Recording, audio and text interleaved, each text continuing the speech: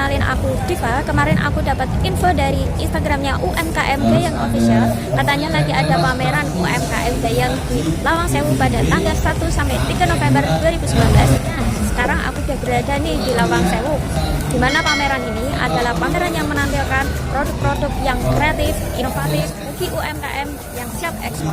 Yuk kita lihat ada apa aja produk-produk di dalam.